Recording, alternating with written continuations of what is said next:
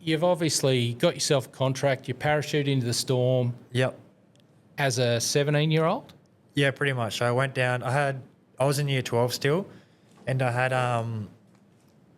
my last exam on a Tuesday, and then I went down on a Wednesday. Yep. To then start pre-season. So for me, and then I had to fly back up. I think a week or two later to come back and graduate. Yep. So wow. Yeah. And I'd imagine as a 17-year-old, that's pretty overwhelming. Yeah. Well, like most of my teammates at school, like they went into the Broncos. Yep. So they're always home. So for me, I was like that kid that was going away. So I'm not saying it was a big deal. Oh, but no, back then it was like, oh, this guy is going away from Brisbane. He's going down to a different state at the age of 17 to play footy and live, which was, a pretty scary thought thinking about it now. Yep. But I wouldn't have changed it any other way. And do they help you with accommodation? Did they put you in room with some other players, or did you just have to find your own way?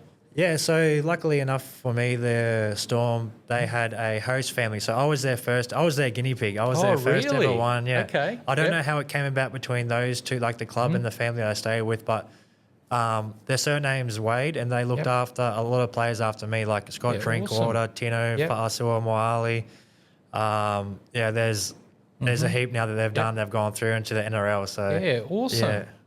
That would have been pretty wild, just knowing, and I guess that would have, given the parents peace of mind too, knowing you're with a good family, and that's pretty cool to be one of the first. Yeah, exactly. To absolutely get involved. Like, I can imagine there's a fair bit of commitment involved from them. So, which is awesome. Yeah, well, at that stage, I hadn't even had my my license back then. So, like I said, I moved out straight after school, so I didn't even. I could have had my license a couple of months before that, but I was pretty slack with it. So I went down there and they did a ton of driving around. They put dinner on the table every night for me. There's cupboards is always stacked with food.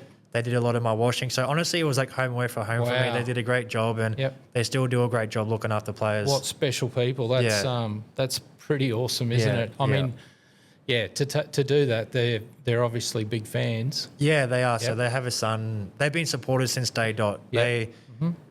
They're from New Zealand. They moved over to Melbourne. They used to support the Warriors. Yeah. And they struggled supporting the Warriors. So when the moment the Storm came in, they said, yep, that's our team. And then lucky enough, they've had a team that's been so successful over the last, more than 20 years now. Yeah.